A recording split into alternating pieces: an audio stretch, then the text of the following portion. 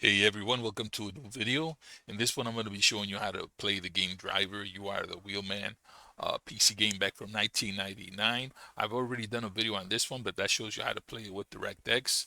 In this one, it's going to be the 3DFX version using the program Nglide.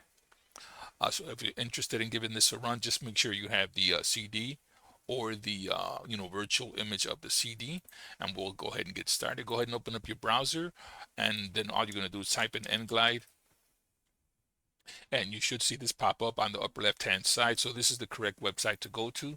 So we're going to click on that, and then we are going to click on download right here. The latest version is 2.10, so go ahead and save that to your downloads folder. Once you're done with that one, we're going to need one extra file, so we're going to scroll down here to where it says compatibility list. We're going to click on that,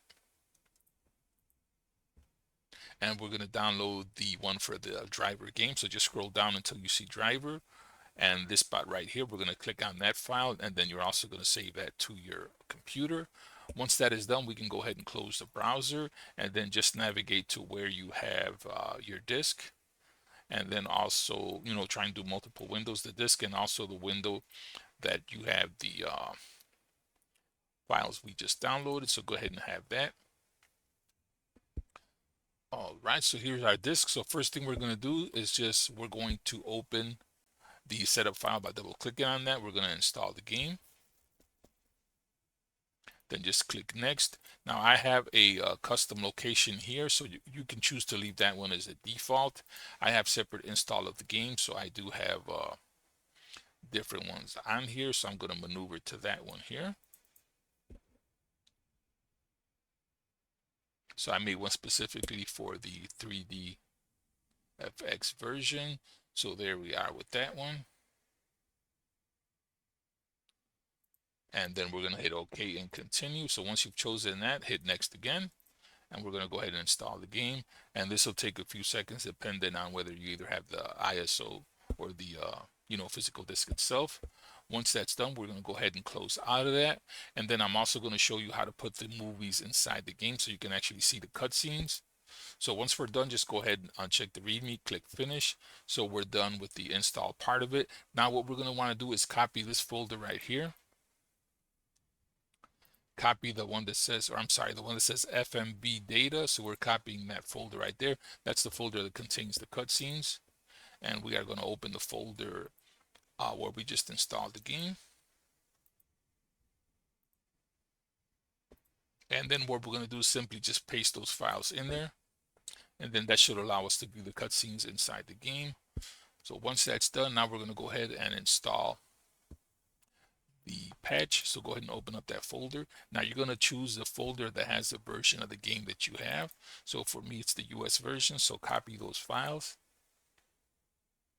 And we're just going to overwrite the original files in the folder. So you'll see this window here. Just go ahead and hit replace the files. Once that step is done, go ahead and hit back, and we're going to go back to the Nglide. We're going to install this. And that is super quick. Once you have that installed, you're just going to go ahead and open that Nglide program. There's a setting here for the backends. You can do automatic or choose either DirectX or Vulkan. I choose the Vulkan, so I got that. And now the screen resolution for the video, we're doing 1920 by 1080, but you can pretty much set, whatever your computer can handle on there. You can go as high as you want. Aspect ratio, we leave the entire screen. Refresh rate by default. Vertical synchronization, I usually leave that on. You can change the gamma correction here, and I choose to leave this logo on just to make sure the logo pops up. That'll let me know that it is working correctly. And it did load the 3DFX and glide options. So go ahead and choose your options. Go ahead and get that closed. Alrighty, now that we have that done, we can go ahead and click on the config file. That does need to be executed before you can get the game to work correctly. So let's go ahead and jump in there. Now on here, you want to make sure you have the 3DFX glide option checked on here. The resolution pretty much won't matter because the Nglide program will render the game in the resolution that you chose. So once that's done, just go ahead and click test settings, and then the window should pop up with everything okay. You may or may not see the 3DFX logo. But if you see this configuration OK window here, we should be good to go. So go ahead and click OK. Then you want to go up here, navigate to where it says Save Settings. Click on that. And then once that is done, you can go ahead and click on the X here and close out the window. The game should now be ready to launch. So let's go ahead and jump into the game, and we should be able to get the game to run correctly through, 3DFX, and also be able to view the cutscenes. So let's go ahead and launch that. It may take a little bit here to launch. So there goes the logo. Now, if you guys see the window a little bit smaller, it's because the video capture is doing 1920 by 1080. So if you do see the 3DFX logo smaller, or the cutscenes come out small, that's normal. But on my screen, it is coming out full screen, so you should see a full screen when you play. So here are the windows. We can hit enter, bypass that one, hit enter again, and now we should see the cutscene. So as you can see, the cutscene is working. So again, if you see it in a smaller box up to the left, that's normal just because of the capture software, but I am viewing it in full screen right now. So once you make sure the cutscenes are working, go ahead and hit escape. We want to go into the options section, so just hit your left and right keys to get to the options. We're going to go into detail. You can choose here, how much effects you want. I go ahead and put everything on high, make sure everything is on. If you got a decent video card, you can go ahead and put the mirror viewing distance to full. Same thing with viewing distance, also to full.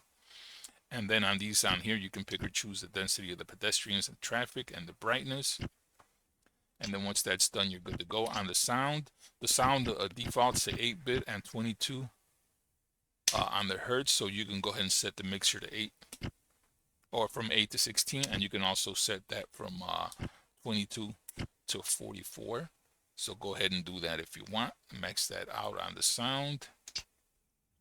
And now I do recommend you take the music and turn it down some, probably like something like 70%. So the music doesn't overwhelm you if you're playing with the music. And then for the control, we want to go in here. If you do not have a gamepad, you can go ahead and leave the device's keyboard. If you do have a gamepad, just make sure that device is highlighted, hit enter, and it should show you the device of your gamepad up there. If it does, go ahead and click on joystick redefine. Then we're going to go up there and set the keys that we want to use. So pick the button you want to accelerate. Pick your brake, burnout button, handbrake, fast steer. Now, one thing I'm going to recommend to do here to make this easier for you, if you have a joystick that doesn't have a lot of buttons, you want to go ahead and just disable some of these. So if you want to disable some, just highlight it, make sure it's blinking, then hit the space, and that'll clear it out. Because if you have any keys here that are showing double, they will not let you exit out of the redefining menu here. So let's see, you can go ahead and set your horn, view toggle, drop camera, and then these I just disable. So right now, just to do this to show you, you see there's two B8s on here for button 8. So if I try to escape, it's going to give you that sound letting you know that one of the keys is double down here. So you have to either drop one of these or assign it to a different button. So I'm just going to go ahead and clear the drop camera. So now I'll be able to back out fine, and the settings I just applied will work on the joystick. So once we're done with that, you can choose to set the analog here. The dead zones are here, and the force feedback is here. So you can set that according to however you want. We're going to go ahead and jump out of there. Gameplay, I suggest you put the top difficulty at easy, because that's the game's hard enough with the easy mode on. So go ahead and leave that on. The auto handbrake, that'll make it easier for you to turn without having to hit the emergency brake. And the frame rates I usually leave at auto. Then once we're done, we can jump out of here and just go ahead and test the game real quick. We'll do a Miami day here super quick. So as you can see, the game is running nice and smooth, and it's going to run at the resolution that you chose. Now, one thing I noticed on here versus the DirectX version through DG Voodoo is on this one here, this view,